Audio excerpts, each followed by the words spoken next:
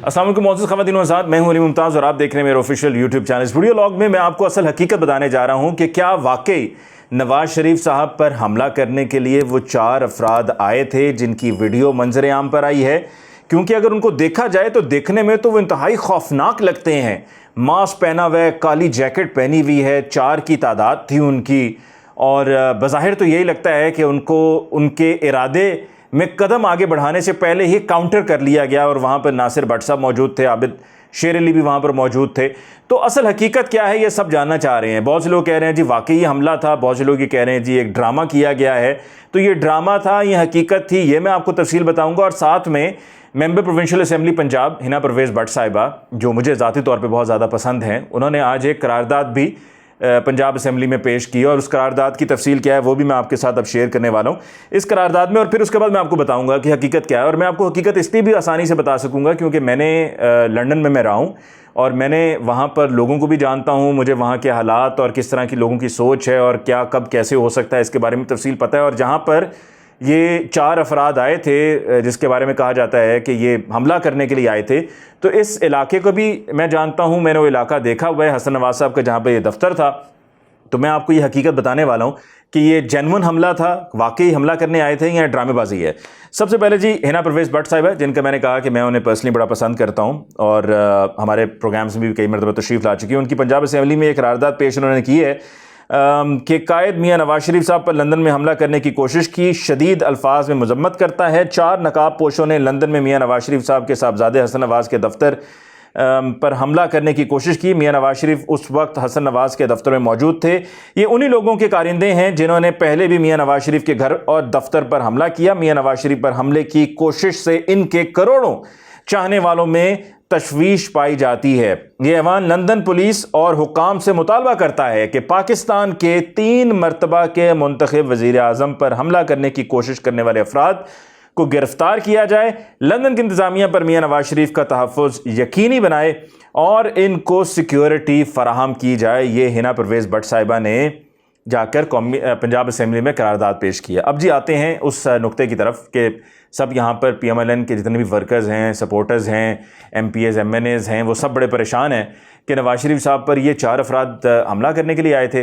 ये लंदन शहर वही शहर है जहाँ पर डॉक्टर इमरान फ़ारूक, जिनका ताल्लुक़ मुत्तहिदा कौमी मूवमेंट से था और फिर उनके कत्ल की भी पूरी तहकीकात हुई और बड़े कई साल तक वो केस चलता रहा और फिर वहाँ से उनकी डेड बॉडी को पाकिस्तान लाया गया और कराची में उनको फिर उनकी तदफीन हुई।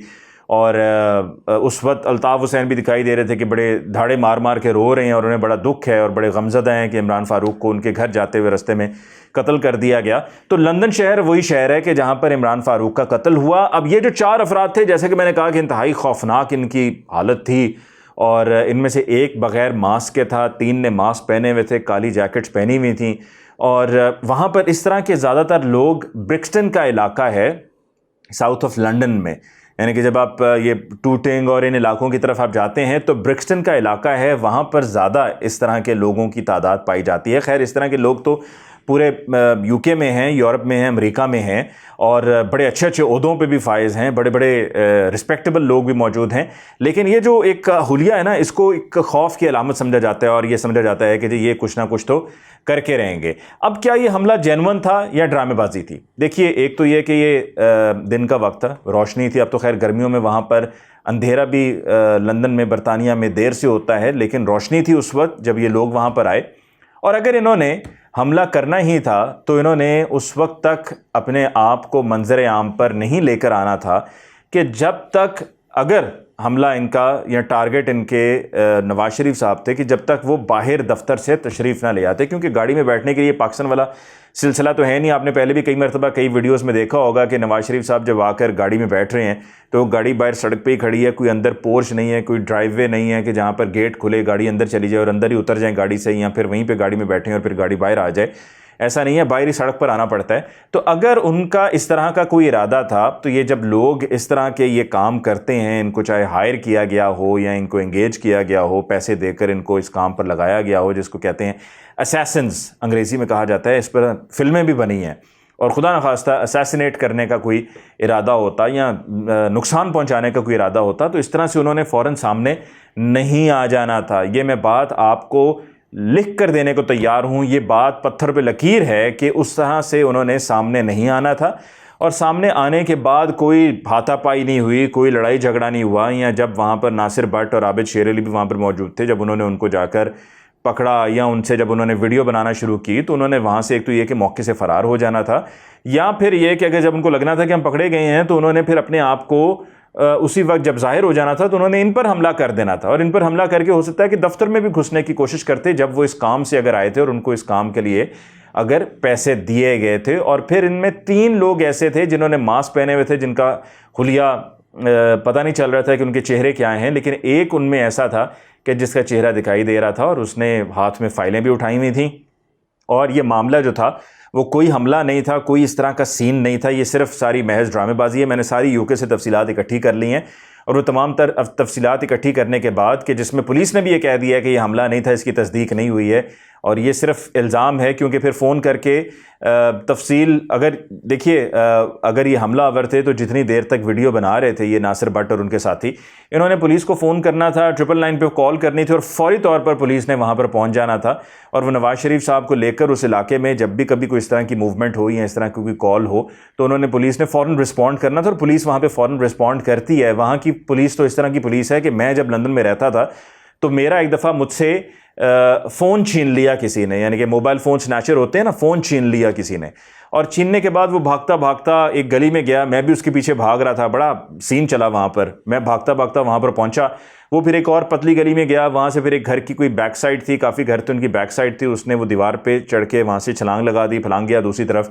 میں نے پولیس کو اطلاع دی تھی, پولیس وہاں پر فوری طور پہ پہنچ گئی, بلکہ اتفاق سے وہاں سے 2 پولیس اہلکار گزر رہے تھے, تو میں نے چیخ کر چلا کر ان سے کہا کہ میرا اس طرح سے یہ لڑکا فون چھین کر بھاگا ہے. تو انہوں نے بھی پیچھے بھاگنا شروع کر دیا, انہوں نے وائرلیس کر دیا.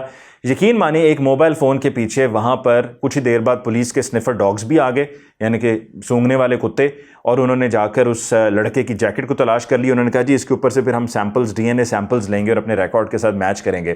اور ساتھ ہی ساتھ ہیلی کاپٹر آ گیا, اور ہیلی کاپٹر ایک موبائل فون کے پیچھے ہیلی کاپٹر وہاں پر چکر لگانا اس نے شروع کر دیے. یہ میرا اپنا پرسنل واقعہ ہے, تو میں سوچا آپ کے ساتھ اس موقع پر وہ بھی شیئر کر لوں. تو نواز شریف صاحب کے لیے اگر اس طرح سے وہ آئے تھے خدا نخواستہ حملہ کرنے کے, تو صرف ایک کال انہوں نے کرنی تھی اور فوری طور پہ پولیس نے وہاں پر پہنچ جانا تھا, لیکن وہ کال نہیں کی گئی. باقاعدہ بڑی تسلی سے ویڈیو بنائی گئی, اور حملہ آور ہوتے تو انہوں نے پھر وہاں پہ جھگڑا ہونا تھا, مار کٹائی ہونی تھی. اور یہ بھی کہا گیا جی ان کے پاس تو اسلحہ بھی تھا, ویپن تھا, کوئی چاقو وغیرہ ہوگا تو ہوتا, تو وہ بھی انہوں نے نکال کر استعمال کرنے سے اپنے آپ کو روکنا نہیں تھا, کیونکہ انہوں نے کام کے پیسے پکڑے ہوئے تھے. انہوں نے پھر اس کام کے پیسے ضائع تو نہیں کرنے تھے. اگر وہ یہ کام کرتے ہیں تو پھر کام یہ پکا کرتے ہیں, وہ کرنے والے کام پھر اس طرح سے کچا کام نہیں کرتے ہیں. انہوں نے پھر دفتر میں بھی گھسنے کی کوشش کرنی تھی, یہ سارا کچھ کر کے. تو ایسا کچھ بھی نہیں ہے, یہ صرف ایک ڈرامہ تھا.